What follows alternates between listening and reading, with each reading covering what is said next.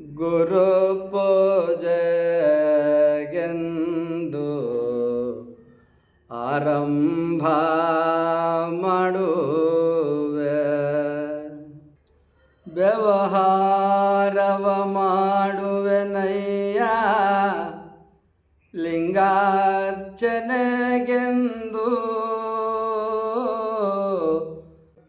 ವ್ಯವಹಾರವ ಮಾಡುವೆನಯ್ಯ ಲಿಂಗಾರ್ಚನೆಗೆಂದು,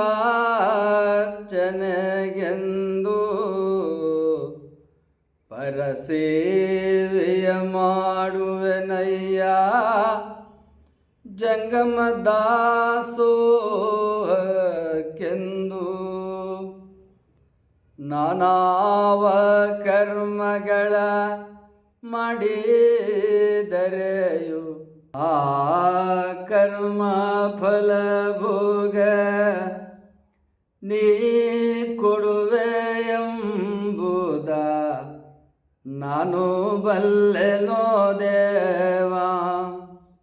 ನೀ ಕೊಟ್ಟ ದ್ರವ್ಯವ ನಿಮಗಲ್ಲದೆ, ನೀ ಕೊಟ್ಟ ದ್ರವ್ಯವ ನಿಮಗಲ್ಲದೆ. ಯಾರು ಇದುವರೆಗೆ ಸಬ್ಸ್ಕ್ರೈಬ್ ಮಾಡದೆ ವಿಡಿಯೋ ನೋಡ್ತಾ ಇದ್ದೀರಿ, ಕೂಡಲೇ ಸಬ್ಸ್ಕ್ರೈಬ್ ಮಾಡಿ. ಅಲ್ಲಿ ಬೆಲ್ ಬಟನ್ ಕಾಣುತ್ತೆ, ಬೆಲ್ ಬಟನನ್ನು ಒತ್ತಿ. ಲೈಕ್ ಕಾಣುತ್ತೆ, ಲೈಕನ್ನು ಒತ್ತಿ. ನಿಮ್ಮಲ್ಲಿ ಶೇರ್ ಅಂತ ಇರುತ್ತೆ, ವಾಟ್ಸಪ್ಪಲ್ಲಿ 20 ಜನಕ್ಕೆ ಕನಿಷ್ಠ ಶೇರ್ ಮಾಡಿ. ದ್ರವ್ಯವ ನಿಮಗಲ್ಲದೆ ಮತ್ತೊಂದು ಕ್ರಿಯೆ ಮಾಡಲೋ ದೇವ, ನಿಮ್ಮ ಸೊಮ್ಮಿಂಗೆ ಸಲ್ಲಿಸುವೆನೋ ನಿಮ್ಮಣೆ ಕೂಡಲ ಸಂಗಮ ದೇವ. ಬಸವಣ್ಣನವರು ಈ ವಚನದಲ್ಲಿ ನಾನು ಆರಂಭ ಅಂದರೆ ಕೃಷಿ, ಬೇಸಾಯ, ವ್ಯವಸಾಯ ಆರಂಭ ಮಾಡುವೆನಯ್ಯ ಗುರುಪೂಜೆಗೆಂದು. ಬಸವಣ್ಣನವರು ವ್ಯವಸಾಯ ಮಾಡ್ತಾ ಇದ್ರು, ಕೃಷಿ ಬೇಸಾಯ ನಡೆಸ್ತಾ ಇದ್ರು ಅನ್ನೋದಕ್ಕೆ ಬಸವಣ್ಣನವರಲ್ಲಿ ಅನೇಕ ವಚನಗಳು ಇವೆ, ಬಹಳ ವಚನಗಳಿದ್ದಾವೆ. ಇಲ್ಲಿ ಕನಿಷ್ಠ ಒಂದು 10 ವಚನಗಳನ್ನು ನಿಮಗೆ ಉದಾಹರಣೆ ಕೊಟ್ಟು ಬಸವಣ್ಣನವರು ಕೃಷಿ ಮಾಡ್ತಾಯಿದ್ರು, ಬೇಸಾಯ ಮಾಡ್ತಾಯಿದ್ರು ಅನ್ನೋದನ್ನು ನಿಮಗೆ ಗಮನಕ್ಕೆ ಈ ಸಂದರ್ಭದಲ್ಲಿ ತರ್ತೇನೆ. ಸ್ವತಃ ಅವರೇ ಕೃಷಿಕರಾಗಿದ್ದರು. ಈಗಾಗಲೇ ಈ ಹಿಂದೆ ಪ್ರಸ್ತಾಪ ಮಾಡಿದ್ದೇನೆ. ಬಸವಣ್ಣನವರು ಬೇಸಾಯವನ್ನು, ಕೃಷಿಯನ್ನು ಯಾವಾಗ ಮಾಡಿದರು? ಬಸವಣ್ಣನವರು 18 ವರ್ಷಕ್ಕೆ ಬಾಗೇವಾಡಿಯಿಂದ ಬಹಿಷ್ಕಾರಕ್ಕೆ ಒಳಗಾಗಿ, ಅಗ್ರಹಾರದ ವೈದಿಕರಿಂದ ಬಹಿಷ್ಕಾರಕ್ಕೆ ಒಳಗಾಗಿ ಯಜ್ಞವನ್ನು ವಿರೋಧಿಸಿದ್ದರಿಂದ ಅವರನ್ನು ಬಹಿಷ್ಕರಿಸಿದರು. ಅವರು ಬ್ರಾಹ್ಮಣ ಮನೆತನದಲ್ಲಿ ಹುಟ್ಟಿದ್ದರಿಂದ ಬಸವಣ್ಣನವರನ್ನು ಬಹಿಷ್ಕರಿಸಿದರು. ಬಸವಣ್ಣನವರು ಜನಿವಾರವನ್ನು ಕಿತ್ತಾಕಿ ಅಲ್ಲಿಂದ ಸುಮಾರು 3 ದಿನಗಳ ಕಾಲ ಬಾಗೇವಾಡಿಯಲ್ಲಿ ಇದ್ದರು. ಎಲ್ಲಿ ಹೋಗೋದು ಅಂತೂ ಗೊತ್ತಿರಲಿಲ್ಲ. ಆಗ ಬಾಗೇವಾಡಿಯಲ್ಲೇ ಇದ್ದಂಥ ಅತಿವರ್ಣಾಶ್ರಮಿಗಳು, ಶಿವಭಕ್ತರು, ನಾಥಪಂಥದ ಅನುಯಾಯಿಗಳು ಬಸವಣ್ಣನವರನ್ನು ಬಂದು, ಪಾಪ ಈ ಹುಡುಗ ವಯಸ್ಸಿಗೆ ಬಂದು ಹುಡುಗ ಅನ್ನ ನೀರಿಲ್ ನೆರಳಿಲ್ಲದೆ ಉಪವಾಸಿದ್ದಾನೆ ಅಂತ ಅವ್ರ ಹತ್ರ ಬಂದು ಮಾತಾಡಿಸಿದರು. ಹಣ್ಣು ಹಂಪಲುಗಳನ್ನೆಲ್ಲ ಕೊಟ್ಟು ಅವರು ಬಸವಣ್ಣನವರಿಗೆ ಹೇಳಿದರು, ನೋಡಪ್ಪ, ಈ ವೈದಿಕರನ್ನ ಎದುರಾಕೊಂಡು ಬದುಕಕ್ಕಾಗೋದಲ್ಲ. ರಾಜ ಮಹಾರಾಜರ ಎಲ್ಲ ಆಳ್ವಿಕೆ ಇವ್ರ ಕೈಯಲ್ಲೇ ಐತಿ. ಆದ್ದರಿಂದ ನೀನು ಇಲ್ಲಿದ್ದರೆ ಬದುಕಕ್ಕಾಗೋದಲ್ಲ. ಕಪ್ಪಡಿ ಸಂಗಮಕ್ಕೆ ಹೋಗು, ಅಲ್ಲಿ ಸಂಗಮನಾಥ ದೇವಾಲಯ ಇದೆ. ಆ ಸಂಗಮನಾಥ ದೇವಾಲಯ ನವನಾಥ ಸಿದ್ಧ ನಾಥ ಪರಂಪರೆದು. ಅವರು ಅತಿವರ್ಣಾಶ್ರಮಿಗಳಾದ ಶಿವಭಕ್ತರು, ಅಲ್ಲಿ ತಪಸ್ವಿಗಳಿದ್ದಾರೆ. ಅವರು ನಿನ್ನಂಥವ್ರನ್ನ ಸ್ವಾಗತಿಸಿ ನಿನಗೆ ಆಶ್ರಯವನ್ನು ಕೊಡ್ತಾರೆ. ನೀನು ಕಪ್ಪಡಿ ಸಂಗಮಕ್ಕೆ ಹೋಗು ಎಂಬುದಾಗಿ ಬಸವಣ್ಣನವರಿಗೆ ಆ ಬಾಗೇವಾಡಿಯ ಕೆಲವು ಅತಿವರ್ಣಾಶ್ರಮಿಗಳು, ಶಿವಭಕ್ತರು ಒಂದಷ್ಟು ಹಣ್ಣುಗಳನ್ನು, ಒಂದಷ್ಟು ಕಾಳುಗಳನ್ನು, ಶೇಂಗಾ ಕಾಳು ಅಂತಾರಲ್ಲ, ಕಡಲೆಕಾಯಿ ಬೀಜ, ಇಂಥವುಗಳನ್ನು ಕೊಟ್ಟು ನೀ ಹೋಗಪ್ಪ, ಹೋಗ್ಬಿಡಿಲ್ಲಿ ಇರಬೇಡ ಅಂಥೇಳಿ ಬೆಳಗಿನ ಜಾವ ಯಾರಿಗೂ ಗೊತ್ತಿಲ್ಲದಿರೋ ವೇಳೆಯಲ್ಲಿ ಬಸವಣ್ಣನವ್ರಿಗೆ ಬಂದು ಭೇಟಿ ಮಾಡಿ ಅವರು ಒಂದಷ್ಟು ಹಾಲು ನೀರು ಕೊಟ್ಟು ನೀ ಹೋಗಪ್ಪ ಇದನ್ನು ಸ್ವೀಕಾರ ಮಾಡಿಬಿಟ್ಟು ನೀನು ಕಪ್ಪಡಿ ಸಂಗಮಕ್ಕೆ ಹೋಗುವಂದು ಕಳಿಸಿದ ಮೇಲೆ ಬಸವಣ್ಣನವರು ಕಪ್ಪಡಿ ಸಂಗಮಕ್ಕೆ ಬಹಳ ದೂರ ಅದ. ಕಪ್ಪಡಿ ಸಂಗಮಕ್ಕೂ ಬಾಗೇವಾಡಿಗೂ ಸುಮಾರು 45 ಕಿಲೋಮೀಟ್ರ್ ದೂರ ಆಗ್ತದೆ. ಆ ಕಾಲದಲ್ಲಿ ದಾರಿ ದೂರವನ್ನು ಕ್ರಮಿಸಬೇಕು ಅಂದ್ರೆ ಬಹಳ ಕಷ್ಟ, ನಡ್ಕಂಡೇ ಹೋಗಬೇಕು, ಸರಿಯಾಗಿ ದಾರಿಗಳಿಲ್ಲ, ಜನಸಂಚಾರ ಇರೋದಿಲ್ಲ. ಆದರೂ ಕೂಡ ದಾರಿ ಇಲ್ಲದೆ ಕಪ್ಪಡಿ ಸಂಗಮಕ್ಕೆ ಬಂದರು. ಅಲ್ಲಿ ನವನಾಥ ಸಿದ್ಧ ಪರಂಪರೆಯ ಸಂಗಮನಾಥ ದೇವಾಲಯದಲ್ಲಿ ಮಲಪ್ರಭಾವಿ ಕೃಷ್ಣವೇಣಿ ಘಟಪ್ರಭಾ ಸಂಗಮದ ಆ ಹೊಳೆಯಲ್ಲಿ ಬಸವಣ್ಣನವರು ಮುಳುಗಿದರು. ಮುಳುಗಿ ಸಂಗಮೇಶ್ವರ ದೇವಾಲಯಕ್ಕೆ ಬಂದು ಸಂಗಮನಾಥನ ದರ್ಶನವನ್ನು ಪಡ್ಕೊಂಡು ಅಲ್ಲಿ ಧ್ಯಾನ ಮಾಡ್ಕೊಂಡು ಕುಳಿತಿದ್ರು ಕೈ ಮುಕ್ಕೊಂಡು. ಆಗ ಅಲ್ಲಿಗೆ ಬಂದಂಥ ಗುರುಗಳು, ನವನಾಥ ಸಿದ್ಧ ಪರಂಪರೆಯ ಗುರುಗಳು, ನೀನು ಯಾರಪ್ಪ, ಏನು ಇಲ್ಲಿಗೆ ಬಂದಿದೆಯಾ, ನೀನು ನೋಡಿದ್ರೆ ವೈದಿಕರು ಹುಡುಗನ ಥರ ಕಾಣ್ತೀಯಾ, ಇಲ್ಲಿ ಯಾಕೆ ಬಂದು ಅವ್ರು ಕಂಡ್ರೆ ನಿನಗೆ ತೊಂದರೆ ಕೊಡ್ತಾರೆ ಕಣೋ. ಹಿಂಗೆ ಕೇಳಿದ ಮೇಲೆ ಆ ತೊಂದರೆ ಕೊಟ್ಟದ್ದೆಲ್ಲವನ್ನು ವಿವರಿಸಿದ ಮೇಲೆ, ಹಾಗಾದರೆ ನೀ ಚಿಂತೆ ಮಾಡಬೇಡ, ನಿನಗೆ ನಾವು ಆಶ್ರಯ ಕೊಡ್ತೀವಿ, ನಿತ್ಯ ನೀನು ಸಂಗಮನಾಥನ ಪೂಜೆ ಮಾಡು, ಅರ್ಚಕನಾಗಿ ಸಂಗಮನಾಥನ ಪೂಜೆ ಮಾಡು, ಅಲ್ಲಿ ಹೊಳೆ ಇದೆ ಮುಳುಗು, ನಿತ್ಯ ನೀರನ್ನು ತಂದು ದೇವಸ್ಥಾನವನ್ನೆಲ್ಲ ಕಸ ಗುಡಿಸು, ತೊಳಿ, ಸಂಗಮನಾಥನ ಪೂಜೆ ಮಾಡು, ಅಲ್ಲಿ ಬಿಲ್ಪತ್ರೆ ಮರ ಅದ, ಹೂವಿನ ಗಿಡಗಳದಾವೆ, ಬಿಡಿಸ್ತಗೊಂಡು ಪೂಜೆ ಮಾಡು, ನಾವು ಭಿಕ್ಷೆ ಎತ್ಕೊಂಡು ಬರ್ತೇವೆ, ನಾವು ಬುತ್ತಿ ತರ್ತೇವೆ, ಕಾಳು ಹಣ್ಣು ಇತ್ಯಾದಿ, ಅದನ್ನು ನಮ್ಮ ಜೊತೆ ನೀನು ಕೂಡ ಪ್ರಸಾದ ಮಾಡಿ ಬತ್ತೆ, ತಾಳೆ ಒಲೆಗಳನ್ನು ಕೊಡ್ತೀವಿ, ಅಧ್ಯಯನ ಮಾಡು, ನಮ್ಮಂಗೆ ನೀನು ಧ್ಯಾನ ತಪಸ್ಸು ಮಾಡು ಅಂಥೇಳಿ ಇರಿಸ್ಕೊಟ್ರು. ಬಸವಣ್ಣನವರು 18 ವರ್ಷದಿಂದ 32 ವರ್ಷದವರೆಗೆ ಕಪ್ಪಡಿ ಸಂಗಮದಲ್ಲೇ ಇದ್ದರು. ಕೊನೆಗೆ ವಯಸ್ಸಿಗೆ ಬಂದು ಹುಡುಗ ಜ್ಞಾನಿ ವಿವೇಕಿ ಎಲ್ಲ ಆದಮೇಲೆ, ನೋಡಪ್ಪ ನಿನ್ನಲ್ಲಿ ವಿವೇಕ ಬಹಳ ಇದೆ, ನೀನು ನಮ್ಮಂಗೆ ತಪಸ್ವಿ ಆಗಲಿಕ್ಕೆ ಬರೋದಿಲ್ಲ, ಅದರಿಂದ ನೀನು ನೋಡಿ ಇಲ್ಲೆಲ್ಲ ಮಹಾರಾಜರು ಬಿಜ್ಜಳ ಚಕ್ರವರ್ತಿಗಳು ನೋಡು ಇಲ್ಲಿ ಮುತ್ಕಿಗೆ ಬಂದಿದ್ದರು, ಇಂಗಳೇಶ್ವರಕ್ಕೆ ಬಂದಿದ್ದರು, ಮತ್ತು ವಿಜಯಪುರಕ್ಕೆ ಬಂದಿದ್ದರು, ಮತ್ತು ಇಲ್ಲೆಲ್ಲ ಸುತ್ತ ತರದವಾಡಿ ಇಲ್ಲೆಲ್ಲ ಬೆಳಬಲ ಇಲ್ಲೆಲ್ಲ ಬಂದು ಹೋಗ್ತಾ ಇದ್ದಾರೆ, ಸಾಧ್ಯವಾದರೆ ಅವರನ್ನು ಇಲ್ಲೇ ಭೇಟಿ ಮಾಡು, ಇಲ್ಲದೆ ಹೋದರೆ ನಾವು ಇದನ್ನು ಕೊಡ್ತೀವಿ ಅಂಥೇಳಿ ಒಬ್ಬರು ಸಿದ್ಧರಸ ಭಂಡಾರಿಗಳಿದ್ದಾರೆ. ಅವರು ಚಕ್ರವರ್ತಿ ಬಿಜ್ಜಳರಸರಿಗೆ ಅವರು ಬೇಕಾದಂಥವರು, ಅವರು ಮಂಗಳವಾಡದಲ್ಲಿ ರಾಜ್ಯಭಾರ ಮಾಡ್ತಾ ಇರ್ತಾರೆ.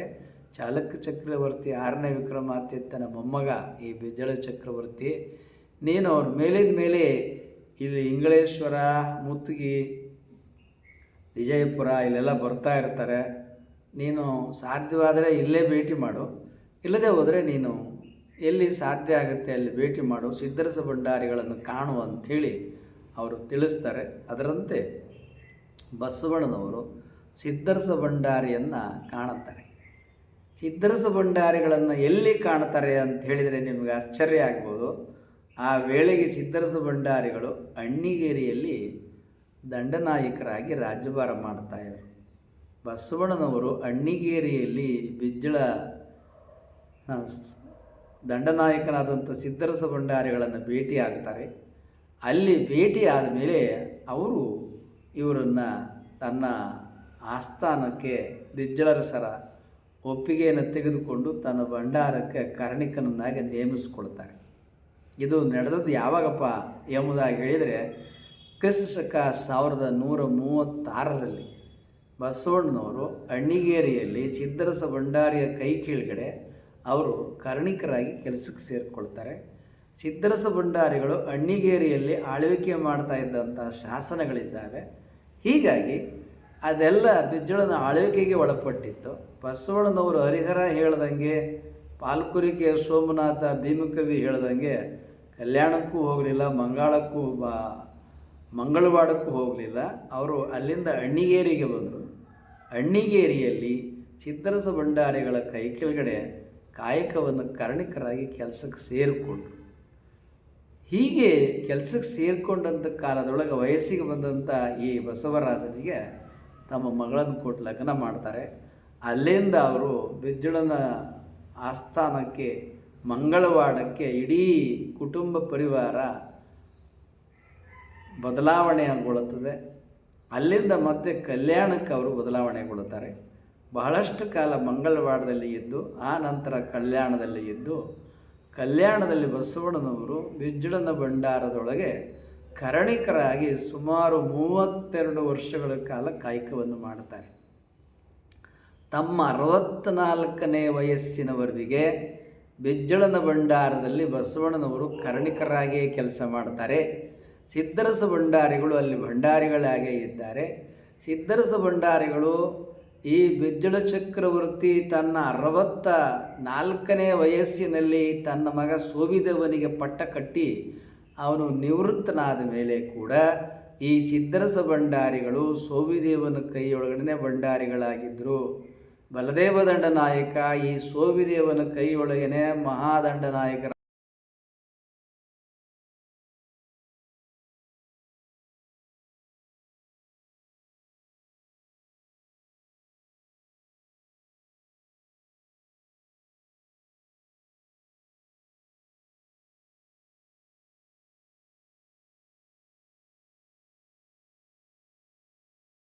ಈಗ ನೇರವಾಗಿ ಬಸವಣ್ಣನವರ ವ್ಯವಸಾಯಕ್ಕೆ ಬರೋಣ. ಬಸವಣ್ಣನವರು ತಮ್ಮ 64ನೇ ವಯಸ್ಸಿನಲ್ಲಿ ನಿವೃತ್ತರಾದ ಮೇಲೆ ಇದೇ ಸಿದ್ಧರಸ ಭಂಡಾರಿಗಳು ಸಿದ್ಧರಸನ ಅರಮನೆಯಲ್ಲಿಯೇ ಬಸವಣ್ಣನವರು ಇದ್ದದ್ರಿಂದ ಬಸವಣ್ಣನವರು ಬರ್ತಾ ಇದ್ದಂಥ ಸಂಭಾವನೆ ವರ್ಷಕ್ಕೂ 101 ಹೊನ್ನು ಅದು 1 ಪೈಸನೂ ಖರ್ಚಾಗಿರಲಿಲ್ಲ. ಯಾಕಂತೇಳಿದರೆ ಮನೆ ಅಳಿಯನಾಗಿ ಸಿದ್ಧರಸ ಭಂಡಾರಿ ಅರಮನೆಯಲ್ಲೇ ಇದ್ದಾರೆ. ಮನೆ ಅಳಿಯನಾಗಿ ಬಲದೇವ ದಂಡನಾಯಕನ ಅರಮನೆಯಲ್ಲೇ ಇದ್ದಾರೆ. ಬಲದೇವ ದಂಡನಾಯಕನ ಅರಮನೆಯಲ್ಲಿ ಗಂಗಾಂಬಿಕೆಯೊಂದಿಗೆ ವಾಸ, ಸಿದ್ಧರಸ ಭಂಡಾರಿ ಅರಮನೆಯಲ್ಲಿ ನೀಲಾಂಬಿಕೆಯೊಂದಿಗೆ ವಾಸ. ಹೀಗಾಗಿ ಬಸವಣ್ಣನವರು ತಾವು ದುಡಿದಂಥ ಹಣವನ್ನು ಖರ್ಚು ಮಾಡತಕ್ಕಂಥ ಪ್ರಮೇಯ ಬರಲಿಲ್ಲ. ತನ್ನ ಅಳಿಯ ಎನ್ನುವ ಕಾರಣಕ್ಕಾಗಿ ಮತ್ತು ಅದು ನಿಯಮ ಕಾನೂನು ಕೂಡ ಸಿದ್ಧರಸ ಭಂಡಾರಿಗಳು ಆ ದುಡ್ಡನ್ನು ಉಳಿತಾಯ ಮಾಡಿ ಅದಕ್ಕೆ ಬಡ್ಡಿ ಚಕ್ರ ಬಡ್ಡಿ ಸೇರಿಸಿ ಬಸವಣ್ಣ ನಿವೃತ್ತನಾಗಿ ನಾನು ಮುಂದೆ ಏನಾದರೂ ಜೀವನವನ್ನು ಮಾಡಬೇಕು ಅಂತ ಇರ್ತಕ್ಕಂಥ ಸಂದರ್ಭದೊಳಗೆ ಅವರು ನಾನು ಭೂಮಿಯನ್ನು ತಕ್ಕೊಟ್ರೆ ಬೇಸಾಯ ಮಾಡಿಕೊಂಡು ಪಶುಪಾಲನೆ ಮಾಡಿಕೊಂಡು ನಾನು ಮುಂದಿನ ಜೀವನವನ್ನು ಕಳೀತೇನೆ ಅನ್ನುವ ಕಾಲಕ್ಕೆ ಬಸವಣ್ಣನವರೇ ದುಡಿದಂಥ ಹಣ ಏನಿತ್ತಲ್ಲ, ಹಣದಿಂದ ಸುಮಾರು 500 ಎಕರೆ ಭೂಮಿಯನ್ನು ಕಲ್ಯಾಣದಲ್ಲಿ ಮಾವನಾದಂಥ ಸಿದ್ಧರಸ ಭಂಡಾರಿ ಬಸವಣ್ಣನವರಿಗೆ ಬಿಜ್ಜಳ ಚಕ್ರವರ್ತಿಯ ಮಗನಾದ ಸೋವಿದೇವನ ಒಪ್ಪಿಗೆಯನ್ನು ತೆಗೆದುಕೊಂಡು ಆ ಭೂಮಿಯನ್ನು ಬಸವಣ್ಣನವರ ಹೆಸರಿಗೆ ಪರಭಾರೆ ಮಾಡಿಕೊಡ್ತಾರೆ. ಮತ್ತು ಇನ್ನಷ್ಟು ದುಡ್ಡನ್ನು ಸುಮಾರು ಒಂದು 500 ದನಕರುಗಳನ್ನು ಬಸವಣ್ಣನವರಿಗೆ ಕೊಂಡುಕೊಡ್ತಾರೆ.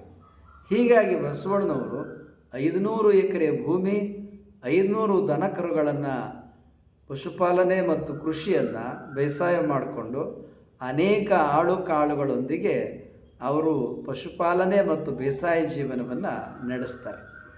ಈ ಕಾರಣವಾಗಿ ಅವರಿಗೆ ಶಿವಾನುಭಾವ, ದಾಸೋಹ ಇವೆಲ್ಲ ಮುಂದೆ ಅವರ ಜೀವನದಲ್ಲಿ ಅರಳುತ್ತದೆ. ಅದನ್ನು ಮುಂದೆ ತಿಳಿಸ್ಕೊಡ್ತೇನೆ. ಈಗ ಬೇಸಾಯಕ್ಕೆ ಬರೋಣ. ಆರಂಭ ಮಾಡುವೆನಯ್ಯ ಗುರು ಪೂಜೆಗೆಂದು. ಕುಕನೂರು 30 ಭಲ್ಲುಂಕಿ ಅಂದರೆ ಈಗಿನ ಬಾಲಕ್ಕಿ. ಅಲ್ಲಿ ಬಲದೇವ ದಂಡನಾಯಕರು ಮಹಾರಾಜರಾಗಿ ಆಳ್ವಿಕೆ ಮಾಡ್ತಾ ಇದ್ರು. ಬಸವಣ್ಣನವರು ಸಿದ್ಧರಸನ ಮಗಳು ನೀಲಾಂಬಿಕೆಯನ್ನು, ಬಲದೇವರ ಮಗಳು ಗಂಗಾಂಬಿಕೆಯನ್ನು ಲಗ್ನ ಅನೇಕ ಮನೆ ಅಳಿಯನಾಗಿ ಅಲ್ಲಿ ಬೇರೆ ಬೇರೆ ಕಾಯಕದವರು ಇರ್ತಾರೆ.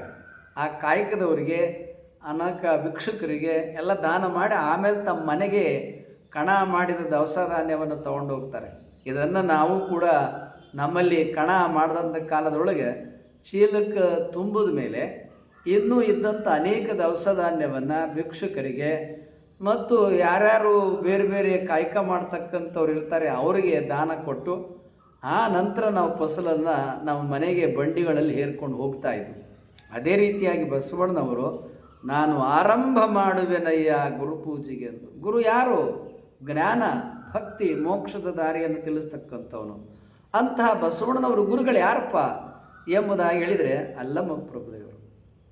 ಅಲ್ಲಮ ಪ್ರಭುದೇವರು ಬಸವಣ್ಣನವರು ಗುರುಗಳು ಅನ್ನೋದಕ್ಕೆ ಕೂಡಲ ಸಂಗಮದ ಸಂಗಮನಾಥ ದೇವಾಲಯದೊಳಗೆ ಗರ್ಭಗುಡಿಯಲ್ಲಿ ಸಂಗಮೇಶ್ವರ ಲಿಂಗದ ಹಿಂಭಾಗದಲ್ಲಿ ನೇರವಾಗಿ ಅಲ್ಲಮ ಪ್ರಭುದೇವರ ಮೂರ್ತಿಯನ್ನು ಪ್ರತಿಷ್ಠಾಪನೆ ಮಾಡಲಾಗಿದೆ. ಈಗಲೂ ಅದು ಗರ್ಭಗುಡಿಯಲ್ಲಿದೆ. ಇದನ್ನು ಈಗಾಗಲೇ ಸಾಕಷ್ಟು ಸಲ ತಿಳಿಸಿದ್ದೇನೆ, ಅದು ಇನ್ನೊಮ್ಮೆ ಹೇಳ್ತೇನೆ.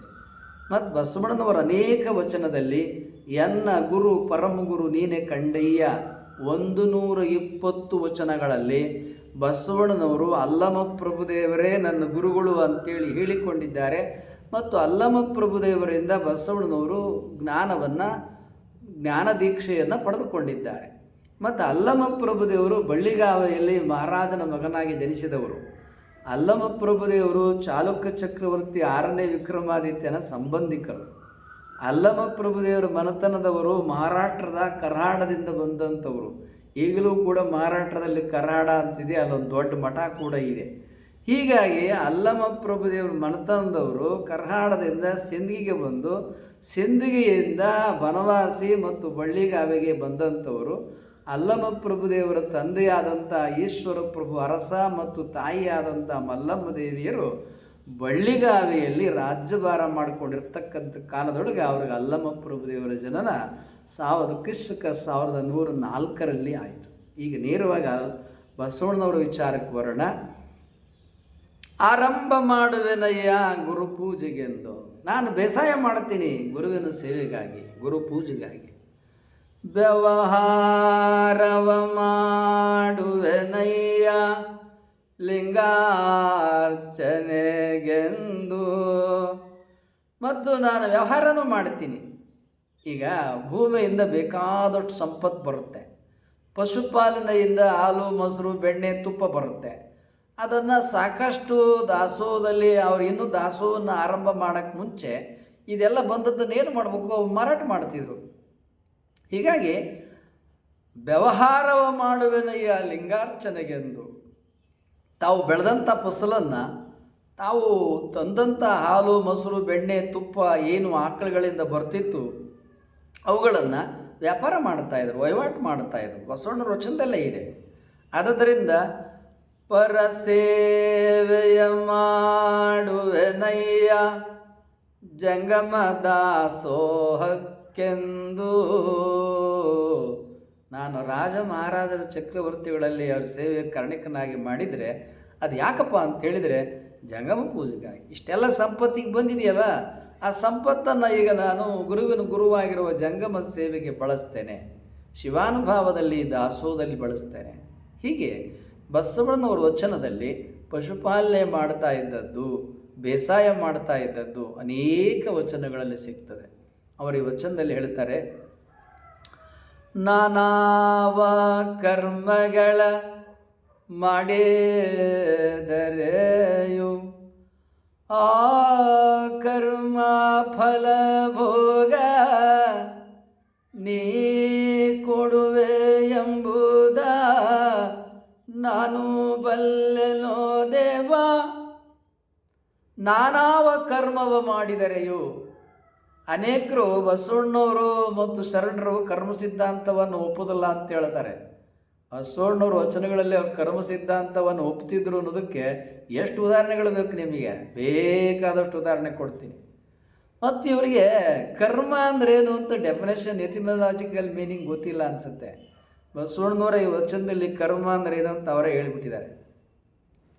ನಾನಾವ ಕರ್ಮಗಳ ಮಾಡಿದರೆಯು ಅಕರ್ಮ ಫಲ ಭೋಗ ನೀ ಕೊಡುವೆ ಎಂಬುದ ನಾನು ಬಲ್ಲೆನೋ ದೇವ.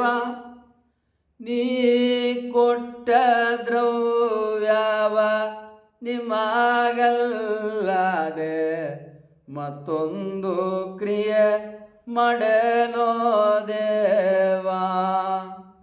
ಕೂಡಲ ಸಂಗಮ ದೇವ. ನಾನು ಯಾವುದೇ ಕರ್ಮವನ್ನು ಮಾಡಲಿ, ಕರ್ಮ ಅಂದ್ರೇನು, ಕಾಯಕ ವೃತ್ತಿ. ಹಿಂದೆ ಕರ್ಣಿಕನಾಗಿ ಕಾಯಕ ಮಾಡಿದೆ, ಈಗ ಬೇಸಾಯಗಾರನಾಗಿ ಕಾಯಕ ಮಾಡ್ತಾ ಇದ್ದೇನೆ, ಪಶುಪಾಲನೆ ಮಾಡ್ತಾ ಕಾಯಕ ಮಾಡ್ತಾ ಇದ್ದೇನೆ. ಮತ್ತು ಇವುಗಳನ್ನು ಮಾರಾಟ ಮಾಡಿ ಬಂದ ದವಸ ಧಾನ್ಯ, ಹಾಲು, ಹೈನ ಮಾರಾಟ ಮಾಡಿದ್ದೀನಿ. ಇದನ್ನು ವ್ಯಾಪಾರಿಯಾಗೂ ಕಾಯಕ ಮಾಡ್ತಾ ಇದ್ದೇನೆ. ಬಸವಣ್ಣನವರು ವ್ಯಾಪಾರಿಗಳು ಆಗಿದ್ದರು. ಇದಕ್ಕೆ ನಾನು ಉದಾಹರಣೆಗಳನ್ನು ಕೊಡ್ತೇನೆ ಬಸವಣ್ಣನವ್ರ ವಚನಗಳಲ್ಲೇ. ಅದನ್ನೇ ಇನ್ನೊಂದು ವಿಡಿಯೋ ಮಾಡ್ತೇನೆ. ಬಸವಣ್ಣವರು ವ್ಯಾಪಾರಿಗಳು ಆಗಿದ್ರು ಅನ್ನೋದಕ್ಕೆ ಇನ್ನೂ ಒಂದು ವಿಡಿಯೋ ನಂತರ ಮಾಡ್ತೇನೆ. ಈ ಎಲ್ಲ ವಿಚಾರಗಳನ್ನು ಭೀಮಕವಿ, ಪಾಲ್ಕುರಿಕಿನೋತ್, ಸೋಮನಾಥ, ಹರಿಹರ ಕೊಟ್ಟಿಲ್ಲ. ಯಾಕೆ? ಅವರು ಬೇಸಾಯಗಾರರಲ್ಲ. ಅವರಿಗೆ ದನ ಕರು, ಬೇಸಾಯ, ಹೊಲ ಗದ್ದೆ, ತೋಟ ಅಂದರೆ ಇಷ್ಟ ಇಲ್ಲ. ಯಾಕೆ? ಅವರು ಬ್ರಾಹ್ಮಣರಿಗೆ ಅಧಿಕಾರ, ಮಂತ್ರಿ ಪದವಿ ಇವೇ ಬೇಕು. ಅದಕ್ಕೆ ಅವರೇನು ಮಾಡ್ತಾರೆ? ಪಶುಪಾಲನೆ ಇತ್ಯಾದಿಯನ್ನು ಭೀಮಕವಿ, ಪಾಲ್ಕುರಿಕೆ, ಸೋಮನಾಥ, ಹರಿಹರ ಅವನ್ನೆಲ್ಲ ಹಿಟ್ ಮಾಡಿಬಿಡ್ತಾರೆ. ಬಸವಣ್ಣವ್ರ ಜೀವನದೊಳಗೆ ಅವೆಲ್ಲ ಅಂದ್ಬಿಡ್ತಾರೆ. ಇಲ್ಲಿಂದ ಅವ್ರು ಜಂಪ್ ಮಾಡಿಬಿಡ್ತಾರೆ. ಆದ ಕಾರಣ ಸ್ವತಃ ಬಸವಣ್ಣನವ್ರ ವಚನದಲ್ಲಿ ಇವೆಲ್ಲ ಇದ್ದಾವೆ. ನಾನಾವ ಕರ್ಮಗಳ ಮಾಡಿದರೆಯೋ, ನಾನು ಯಾವುದೇ ಕಾಯಕವನ್ನು ಮಾಡಲಿ. ಇಲ್ಲಿ ಕರ್ಮ ಅಂದ್ರೇನು? ಕಾಯಕ, ಉದ್ಯೋಗ. ಕರ್ಮ ಅಂದ್ರೇನು? ಕ್ರಿಯೆಗಳು. ನಾವೇನು ಮಾಡ್ತೀವಿ ಅದರಂಥ ಫಲ ಬರ್ತದೆ. ಈಗ ಬಸವಣ್ಣನವರು ಬೇಸಾಯ ಮಾಡಿದರು, ಏನೇನು ಕಾಳು ಕಡ್ಡಿ ಬಿತ್ತನೆ ಮಾಡಿದರು, ಆ ಫಸಲು ಬರ್ತದೆ. ದನ ಕರುಗಳನ್ನು ಸಾಕಿದರು, ಹಾಲು, ಮೊಸರು, ಬೆಣ್ಣೆ, ತುಪ್ಪ ಮತ್ತು ಆಕಳ ಸಂತಾನ ವೃದ್ಧಿ ಆಗುತ್ತೆ. ಮತ್ತು ಬೇಸಾಯ ಮಾಡಿದ ಮೇಲೆ ವ್ಯಾಪಾರ ಮಾಡಿದರು, ಮತ್ತು ವ್ಯಾಪಾರ ವೃದ್ಧಿ ಆಗುತ್ತೆ. ಇದೆಲ್ಲ ಬಸವಣ್ಣವ್ರ ಬುದ್ಧಿವಂತಿಕೆ. ಆದ್ದರಿಂದ ನಾವೇನು ಮಾಡ್ತೀವಿ ಅದರಂಗೆ ಪ್ರತಿಫಲ ಬರ್ತದೆ. ಬಸವಣ್ಣನವರು ಬೇಸಾಯದಿಂದನೂ ಗಳಿಸ್ತಾ ಇದ್ರು, ಪಶುಪಾಲನೆಯಿಂದಲೂ ಗಳಿಸ್ತಾ ಇದ್ರು. ಇವುಗಳು ಬಂದು ಸಮೃದ್ಧಿಯಾಗಿ ಬಂದಂಥ ಈ ಕಾಳು ಕಡ್ಡಿ, ಹಾಲು ಹೈನದನ್ನು ಕೂಡ ವ್ಯಾಪಾರ ಮಾಡಿ ಅದರಿಂದನೂ ಗಳಿಸ್ತಾ ಇದ್ರು. ಸಂಪಾದನೆ ಮಾಡ್ತೀವಿ, ಮತ್ತು ಸಂಪಾದನೆ ಬೇಕಲ್ಲ. ಕಾಯಕ ಇಲ್ಲದೆ ಹೋದರೆ ಜೀವನ ನಡೆಯೋದಿಲ್ಲ, ಸಮೃದ್ಧಿ ಇಲ್ಲದೆ ಹೋದರೆ ಜೀವನ ನಡೆಯೋದಿಲ್ಲ. ಹೀಗಾಗಿ ಬಸವಣ್ಣವ್ರು ಇದನ್ನೇ ಹಾಲು ಹಳ್ಳ ಅಂತ ಕರೆಯೋದು. ಬಸವಣ್ಣನ ವಚನದಲ್ಲಿ ಹಾಲ ಹಳ್ಳ ಹರಿಯುತ್ತಿರಲು ಬಿಜ್ಜಳನ ಭಂಡಾರ ಬೆನಗೆ ಕೈಯ ಅಂತಾರಲ್ಲ. ಈ ಹಾಲು ಹಳ್ಳ ಯಾವುದಪ್ಪ ಅಂತೇಳಿದರೆ, ಅವರೇ ಕಷ್ಟಪಟ್ಟು ಬೆವರು ಸೂಸಿ ಕಾಯಕ ಮಾಡ್ತಾಯಿದ್ರು, ಆಳುಗಳೊಂದಿಗೆ ಮಾಡಿಸ್ತಾ ಇದ್ರು, ದನಕರುಗಳನ್ನು ಸಾಕ್ತಾ ಇದ್ರು, ವ್ಯಾಪಾರ ವಹಿವಾಟು ಮಾಡ್ತಾಯಿದ್ರು. ಇದು ಹಾಲು ಹಳ್ಳ. ಸತ್ಯಶುದ್ಧ ಕಾಯಕದಿಂದ ಅವರು ಸಂಪಾದನೆ ಮಾಡ್ತಾಯಿದ್ರು. ಮೋಸ ಮಾಡಿ ಈಗ ನಂಗೆ ಅವ್ರು ಗಿಲೀಟ್ ವಂಚನೆ ಮಾಡಿ ಗಳಿಸ್ತವ್ರಲ್ಲ. ಸತ್ಯಶುದ್ಧ ಕಾಯಕ. ಆದ್ದರಿಂದ ಬಸವಣ್ಣನವರ ಈ ವಚನದ ಮೂಲಕ ಬಸವಣ್ಣನವರು ಬೇಸಾಯ ಮಾಡ್ತಾಯಿದ್ರು. ಅವರು ಕರ್ಮ ಸಿದ್ಧಾಂತ, ಕರ್ಮಫಲಗಳನ್ನು ಒಪ್ತಾ ಇದ್ರು. ಜೋಳ ಬಿತ್ತಿದರೆ ಜೋಳ, ಕಾಳು ಬಿತ್ತಿದರೆ ಕಾಳು, ಬಾಳೆ ಬಿತ್ತಿದರೆ ಬಾಳೆ, ಹೀಗೆ ಅವರೆಲ್ಲ ಬೆಳೀತಾ ಇದ್ರು. ಬಸವಣ್ಣನವರು ಕೂಡ ಭತ್ತವನ್ನು ಬೆಳೀತಾ ಇದ್ರು. ಹೌದು, ಯಾಕೆ? ಕಲ್ಯಾಣ ನೀರಾವರಿ, ತ್ರಿಪುರಾಂತ ಕೆರೆ ಬೇಕಾದಂಗೆ. ಈಗಲೂ ಕೂಡ ಬೀದರ್ ಜಿಲ್ಲೆಗೆ ಹೋದರೆ ಅಲ್ಲಿ ಸಮೃದ್ಧಿ, ಬರಗಾಲ ಇಲ್ಲ. ಬೀದರ್ ಜಿಲ್ಲೆಯಲ್ಲಿ ನೀರಾವರಿ ಬಹಳ ಐತಲ್ಲಿ, ಸಮೃದ್ಧಿ ಐತಲ್ಲಿ. ಇನ್ನೂ ಬರಗಾಲ ಎಲ್ಲದ ಅಂದ್ರೆ ತುಸು ಗುಲ್ಬರ್ಗದಲ್ಲಿದೆ, ರಾಯಚೂರದಲ್ಲಿ ಬಹಳ ಇದೆ, ಬಳ್ಳಾರಿಯಲ್ಲೂ ಬಹಳ ಇತ್ತು, ಬಿಜಾಪುರದಲ್ಲೂ ಇತ್ತು. ಈಗ ಇವೆಲ್ಲ ಬರಗಾಲ ಮುಕ್ತರಾಗ್ತಾ ಇದ್ದಾವೆ ಆಲ್ಮಟ್ಟಿ ಅಣೆಕಟ್ಟೆ ನಿರ್ಮಾಣದಿಂದ. ಇನ್ನು ಕ್ಯಾನಲ್ಗಳು ಸಂಪೂರ್ಣವಾಗಿ ಜನರಿಗೆ ಒದಗಬೇಕು. ಒದಗಿದ್ರೆ ಸಂಪೂರ್ಣವಾಗಿ ಜನರು ನೀರಾವರಿಯಿಂದ ಸಂತೃಪ್ತರಾಗ್ತಾರೆ. ಹೀಗಾಗಿ ಸಮೃದ್ಧಿಯಾದಂಥ ಜೀವನ ಬಸವಣ್ಣನವರ ಬದುಕಿನಲ್ಲಿ ನೀರಾವರಿ ಇದ್ದದರಿಂದ ಬೇಸಾಯ ಭಾಳ ಸುಂದರವಾಗಿ ಕಲ್ಯಾಣದಲ್ಲಿ ನಡೀತಾ ಇತ್ತು. ಹೀಗೆ ಬಸವಣ್ಣನವರ ವಚನಗಳ ಆಧಾರದಿಂದ ಅವರು ಬೇಸಾಯ ಮಾಡುತ್ತಾ ಇದ್ದರು. ಸಮೃದ್ಧಿಯಾಗಿ ಅಪಾರ ಸಂಪತ್ತನ್ನು ಬಸವಣ್ಣನವರು ಬೇಸಾಯದಿಂದ, ಪಶುಪಾಲನೆಯಿಂದ ಮತ್ತು ಅವುಗಳ ವ್ಯಾಪಾರದಿಂದ ಗಳಿಸ್ತಾ ಇದ್ದರು. ಅವರು ವಚನದಲ್ಲಿ ಹೇಳ್ತಾರೆ, ನೀ ಕೊಟ್ಟ ದ್ರವ್ಯಾವ ನಿಮಗಲ್ಲದೆ. ಈ ವಚನದ ಆಧಾರದಿಂದ ಬಸವಣ್ಣನವ್ರು ಬೇಕಾದಷ್ಟು ಗಳಿಸಿದ್ರು, ಶ್ರೀಮಂತರಾಗಿದ್ರು ಅಂತ ತಿಳಿತದೆ. ಬಸವಣ್ಣನವರು 18ರಿಂದ 32ನೇ ವಯಸ್ಸಿಗೆ ಪಾಪ ತುತ್ತು ಊಟಕ್ಕೆ ಕಪ್ಪಡಿ ಸಂಗಮದೊಳಗೆ ಕಷ್ಟ ಇತ್ತು. ಕಾಯಕಕ್ಕೆ ಸೇರಿಕೊಂಡು 64 ವರ್ಷದವರೆಗೆ ಕಾಯಕ ಮಾಡಿದಾಗ ಸಮೃದ್ಧಿ ಅರಮನೆಯಲ್ಲಿ ಜೀವನ ಬಂತು. ನಿವೃತ್ತರಾದ ಮೇಲೆ ಮತ್ತೆ ಸ್ವತಃ ಕಾಯಕ ಮಾಡಿ ಅವರೇ ಗಳಿಸಿದ್ರು. ಅವ್ರ ಜೀವನದೊಳಗೆ ಸಮೃದ್ಧಿ, ಬಹಳ ಶ್ರೀಮಂತರಾದರು ಬಸವಣ್ಣನವರು. ಯಾಕೆ? ಅನೇಕ ಮೂಲದಿಂದ ಅವರಿಗೆ ಸಂಪತ್ತು ವೃದ್ಧಿ ಆಗ್ತಾ ಹೋಯಿತು. ಅದನ್ನೇನು ಮಾಡಿದ್ರು ಅವರು? ಸದ್ಬಳಕೆ, ದಾಸೋಹ, ಶಿವಾನುಭಾವ ಅವ್ರ ವಚನದಲ್ಲೇ ಬರ್ತದೆ. ಹೀಗೆ ನೀ ಕೊಟ್ಟ ದ್ರವ್ಯವ ನಿಮಗಲ್ಲದೆ ಮತ್ತೊಂದು ಕ್ರಿಯೆ ಮಾಡೆನು ದೇವ. ಈ ವಾಕ್ಯದ ಆಧಾರದಿಂದ ಬಸವಣ್ಣನವರು ಸಾಕಷ್ಟು ಶ್ರೀಮಂತರಾಗಿದ್ದರು. ಬೇಸಾಯ ಮತ್ತು ಪಶುಪಾಲನೆಯಿಂದ ಸಮೃದ್ಧಿಯಾಗಿ ಅವರು ಗಳಿಸ್ತಾ ಇದ್ರು ಅನ್ನೋದು ಈ ವಚನದ ವಾಕ್ಯಗಳಿಂದ ನಮಗೆ ತಿಳಿಯುತ್ತದೆ. ಬಸವಣ್ಣನವರು ಬೇಸಾಯ ಮಾಡ್ತಾ ಇದ್ರು ಅನ್ನೋದಕ್ಕೆ ಇನ್ನೂ ಅನೇಕ ವಚನಗಳನ್ನು ಆಧಾರವಾಗಿ ನಿಮ್ಮ ಮುಂದೆ ಇಲ್ಲಿಡ್ತೇನೆ. ನೆಲ್ಲ ಗಿಡುವಿನೊಳಗೆ ನಾನೊಂದು ಹುಲ್ಲಾಗಿ ಹುಟ್ಟಿದೆನಯ್ಯ, ಆನು ಭಕ್ತನೆಂದೆ ಆನು ಯುಕ್ತನೆಂದೆ, ಆನು ಭಕ್ತನೆಂದೆಂಬೆನೆ ಆನು ಯುಕ್ತನೆಂದೆಂಬೆನೆ, ಆನು ಕೂಡಲ ಸಂಗನ ಶರಣರು ಒಕ್ಕುದನು ಉಂಡಡೆ ಪಾದರಕ್ಷೆಗೆ ಸರಿಯಹನೆ. ಈ ವಚನದಲ್ಲಿ ಬಸವಣ್ಣನವರು ಒಂದು ದೃಷ್ಟಾಂತವನ್ನು ಕೊಡ್ತಾರೆ, ಒಂದು ರೂಪಕ. ಏನದು? ನೆಲ್ಲ ಗಿಡುವಿನೊಳಗೆ ನಾನೊಂದು ಹುಲ್ಲಾಗಿ ಹುಟ್ಟಿದೆನಯ್ಯ. ನೆಲ್ಲು ಅಂದರೆ ಭತ್ತ. ಸೊ ಆ ನೆಲ್ಲ ಗಿಡುವಿನೊಳಗೆ ನಾನೊಂದು ಹುಲ್ಲಾಗಿ ಹುಟ್ಟಿದೆನಯ್ಯ, ಈ ವಾಕ್ಯದ ಮೂಲಕ ಅವರು ನೆಲ್ಲಗಿಡು ಭತ್ತದ ಪೈರನ್ನು ನಿತ್ಯ ನೋಡ್ತಾ ಇದ್ರು, ಬೆಳೀತಾ ಇದ್ರು ಅಂತ ಗೊತ್ತಾಗ್ತದೆ. ಮತ್ತು ನೆಲ್ಲಗಿಡುವಿನೊಳಗೆ ನಾನೊಂದು ಹುಲ್ಲಾಗಿ ಹುಟ್ಟಿದಿನಯ್ಯ, ಭತ್ತದ ಹುಲ್ಲಲ್ಲಿ ನಾನು ಒಂದು ಹುಲ್ಲು ಅಂತಾರೆ. ಇದು ನಿತ್ಯ ಅವರು ಬೆಳೆಯನ್ನು ಬೆಳೀತಾ ಇದ್ದಂಥ ದೃಶ್ಯ. ಯಾವುದನ್ನು ಅವರು ನಿತ್ಯ ಪ್ರತ್ಯಕ್ಷ ಜೀವನದಲ್ಲಿ ತಾವು ಕಾಣ್ತಾ ಇದ್ರು, ಅದನ್ನು ಅವರು ಇಲ್ಲಿ ರೂಪಕದಲ್ಲಿ ಚಿತ್ರಿಸ್ತಾರೆ. ಈ ರೂಪಕವನ್ನು, ಇಂತಹ ರೂಪಕವನ್ನು ಅಲ್ಲಮ ಪ್ರಭುದೇವರು ಕೊಡ್ತಾರೆ ಬೇಸಾಯದ್ದು, ಅಕ್ಕ ಮಹಾದೇವರು ಕೊಡ್ತಾರೆ. ಆದರೆ ಉಳಿದ ಶರಣರಲ್ಲಿ ಸಿಗುವುದು ಕಷ್ಟ. ಯಾಕೆ? ಅಲ್ಲಿ ಅವರವ್ರ ವೃತ್ತಿ ಬರ್ತದೆ. ಇಲ್ಲಿ ಬಸವಣ್ಣನವರು ಬೇಸಾಯ ಮಾಡ್ತಿದ್ರು ಅನ್ನೋದಕ್ಕೆ ನಿಮ್ಗೆ ಇನ್ನೂ ಇಂಥ ಅನೇಕ ವಚನಗಳನ್ನು ಕೊಡ್ತೀನಿ. ಅವರು ಭತ್ತ ಬೆಳೀತಿದ್ರು, ಬಾಳೆ ಬೆಳೀತಿದ್ರು, ಕಾಳುಗಳನ್ನು ಬೆಳೀತಿದ್ರು. ಅವೆಲ್ಲ ನಿಮ್ಮ ಉದಾಹರಣೆ ಅವ್ರ ವಚನದಿಂದನೇ ತೆಗೆದುಕೊಡ್ತೇನೆ, ನಾನು ಬೇರೆ ಎಲ್ಲಿಂದನೂ ಕೊಡೋದಿಲ್ಲ.